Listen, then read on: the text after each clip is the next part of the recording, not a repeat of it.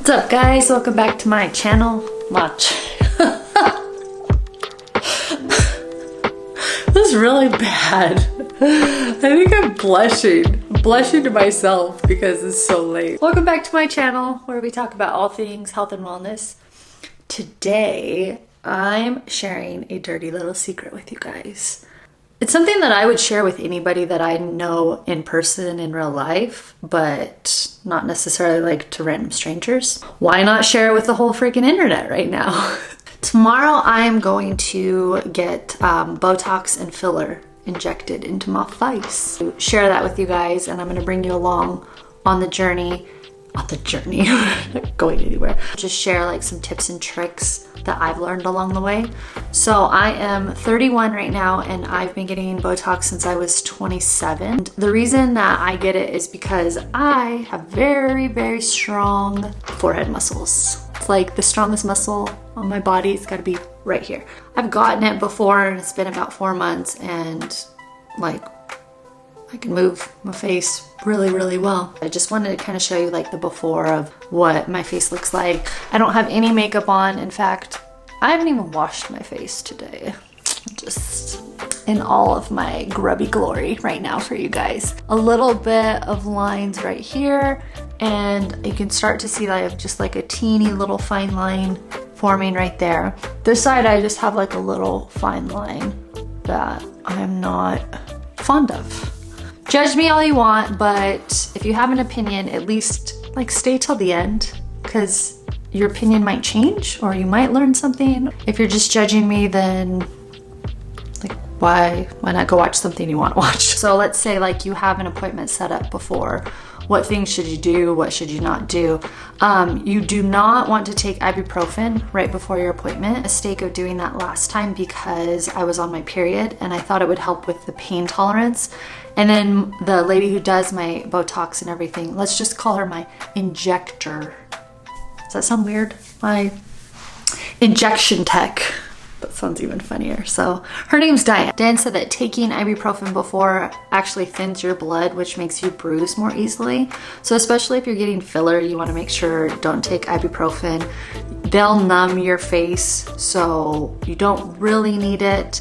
I just thought I needed it because of my period, which then takes me to my second tip. If you don't have a high pain tolerance or you're more sensitive around that time of the month, you really want to make sure that you time your appointment to be right after you get off your period. You know, you're not as sensitive to things like that. You can still get it done on your period and be fine. It's just kind of like, you know, when you're plucking your eyebrows on your period or right before, and it's just like, ew, that one hurt just a little bit more than it usually does. Well, it's the same thing with getting anything injected in your face. It's not unbearable, but you're gonna be more sensitive if you're on your period. So just keep that in mind.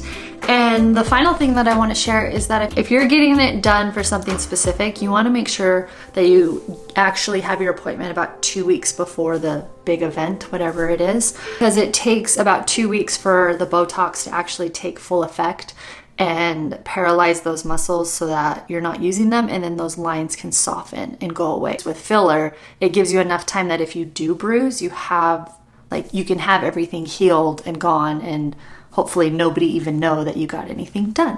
I will check back in with you guys tomorrow when I'm actually at my appointment, and you'll get to see the process go down. Ooh, beautiful.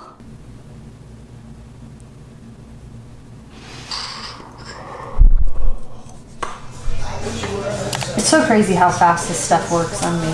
My lips are already numb. Amazing. Beauty is pain, right?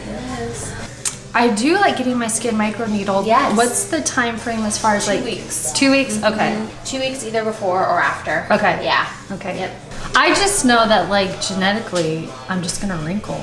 Like it's so annoying because. Has your mom had Botox and stuff before? Yeah. Okay. Yeah. So she gets it done. Okay. I mean, I had those lines right there when I was like 20. And it was just because I would squint or, you know, just use those muscles. I would tell anybody if they asked me, though. You're not gonna like keep it. Yeah, I don't care. Okay, let me see you frown really big. And then lift really high. Okay, and then smile like, My husband thinks it's funny when I get it done because I can't look like I'm mad at him. No more frowning faces. Exactly. You ready? Yeah. We'll start with your Botox. Okay.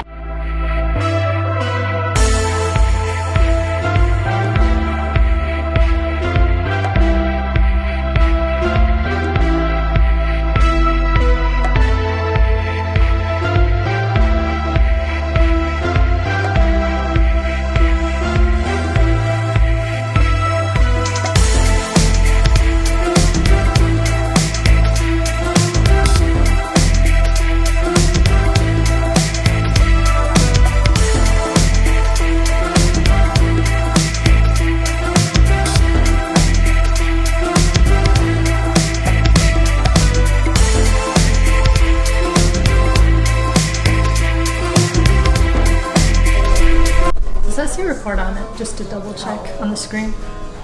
Yes. Okay. I always do that where I'm like, oops, did I press record? Such a blonde.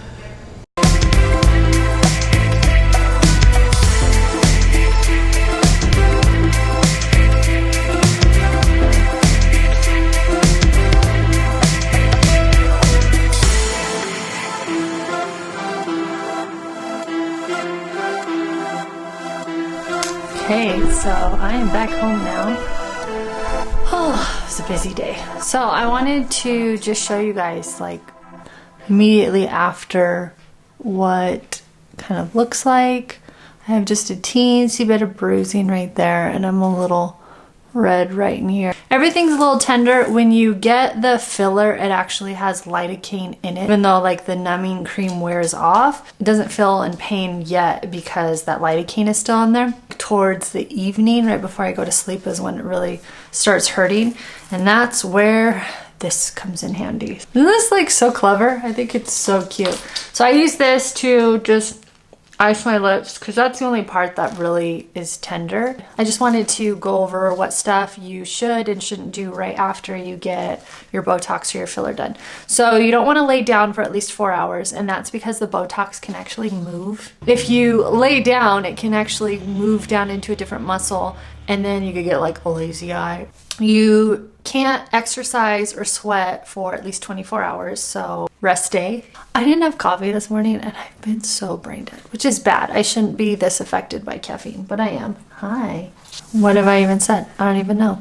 It's been a long day, guys. You're gonna have swelling if you've got filler. Make sure you ice it down. Don't lay down for 4 hours. Don't exercise for 24 hours. Botox, you can sometimes feel a little bit of a knot. Make sure you don't touch it or move it. It takes about 2 weeks for it to really stick and stay where it's at. I don't know the science behind it. I'm just speaking from experience and from what my technicians have told me. Wash your face. You just want to be very gentle and not push on anything. You really want everything to stay where it's been injected. So you want to just be gentle with your skin. I think that's about it. I will show you guys. I shouldn't vlog when I'm this tired, but I have to because today's the only day that's immediately after. So I'm sorry guys, I'm powering through. I'm just really brain dead. So I'm gonna make some dinner and relax because I am so brain dead right now. So I will see you guys tomorrow.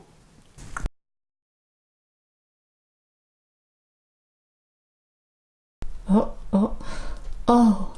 All of that to just hold on to the string? Aw, Ziggy, you just gave up. Show me your tricks. Set. Give me a shake. He has the most ginger handshake. And look at this mister, all prim and proper with his crossed paws. Oh, the old bait and switch. We are now Swollenville, USA, man. I just ate dinner, which opening and closing and trying to bite into stuff kind of hurts. So my lips are a little more swollen now. So if you've never gotten filler before and you decide to get it in your lips, just know the evening after you get it done and the next day, they're gonna be swollen and you're probably gonna have moments where you go, oh crap, like I went too big. I'm gonna have like these huge lips. They're just swollen. They will go down. I honestly think that if you feel like they're too big when they're swollen, then they'll be perfect when the swelling goes down. Because sometimes they get bigger when they're swollen. And then when the swelling goes down, you're like, oh man, I really liked them bigger. Don't get freaked out by the swelling. I promise it goes away. At least that's what I'm telling myself right now, because I'm like, whoa, those lips. Those are some big lips. So, about 5 hours since I got my injections. We will check back tomorrow and see how I'm looking.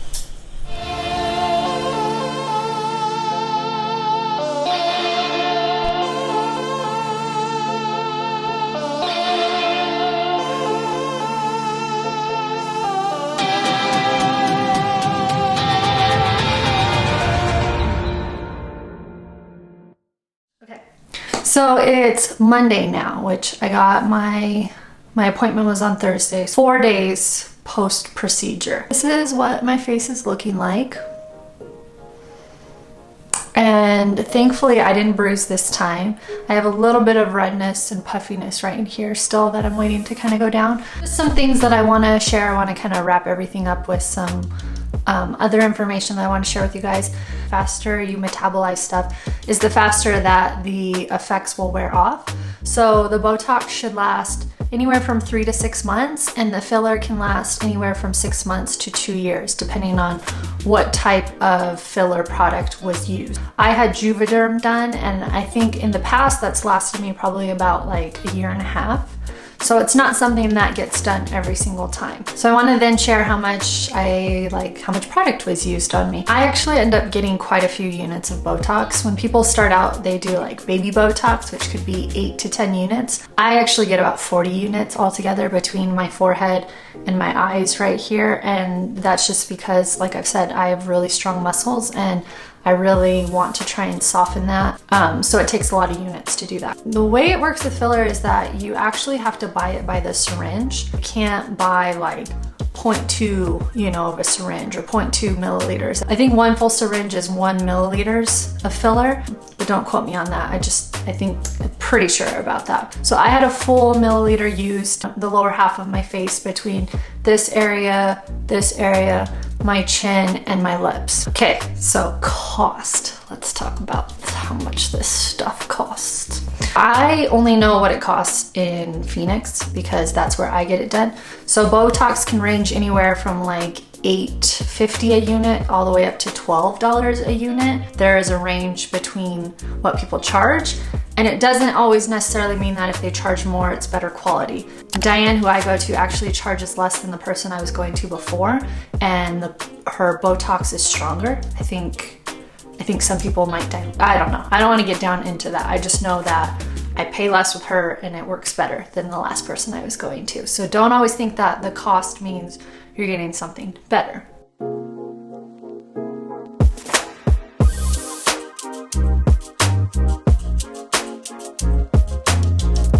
Now, filler can range again on which product you're getting. I believe that the Juvederm that I got ranges from $500 to $600 a syringe. Yeah, it's pretty expensive. So just know that going into it. But at least with the filler, it does last a lot longer. It's not something you're getting done every single time. You might be getting it done like once a year or once every 2 years, so you can space out that cost and not pay that every single time you go. This was a little bit more of an expensive appointment than what it normally is. So it's a lot of money, but this is how I justify it, at least to myself, to make me feel better. I don't spend money on anything else when it comes to beauty treatments. I do my own hair, I do my own nails, I don't get waxing done, I don't get massages done, I don't do any of that type of stuff. This is the one thing that I do. So I basically just blow my beauty budget all at once. But the reason that I'm doing that is honestly, it makes me happy. I don't really care if that makes me sound superficial or what anybody thinks of that. When I was 20 years old, I had wrinkles forming in my forehead, and I was always self-conscious about it every single time I would look in the mirror. Everybody wants to feel good about how they look. I think that's just human nature. We're visual people. We want to see something that we like. And so if I can do something that makes me feel good about how I look, then I'm totally gonna do it. It's a no-brainer. I realize that some people may judge me for doing this. They may call me a hypocrite for being like, oh, you're all into like this health and wellness and you know, living as natural as possible. Why are you getting this done? Well, honestly, I'm just doing me. I'm doing what makes me feel happy. Life isn't about absolutes to me. It's about balance. It's about finding the things that make you feel good, both inside and out. And if something like this makes me feel good every single day, then it's worth it to me. It's really about prioritizing what's important to you. That's gonna be different for every single person. If you're not into this stuff, then don't do it. If you want to get it done, then do your research, find somebody that you trust, and start slow and do it. It's your body, it's your life, you decide what works for you. I'm just sharing this because this is what I do, and I didn't want somebody my age looking at me and comparing their skin to me when, say, they've never had anything done, and I have, but I haven't told them that. I just want to be transparent as possible. I wanted to share everything with you guys, just like how I would with one of my best friends who was interested in getting it done. You know, I hope you found this informative, and if you were interested, you feel like you're more educated on the matter, and yeah, you do you, boo-boo. So that's it for today's vlog. If you enjoyed it, please give it a thumbs up. That lets me know you guys want to see more content like this. And if you haven't subscribed yet, then join the tribe and subscribe, and I will see you guys next time. Bye!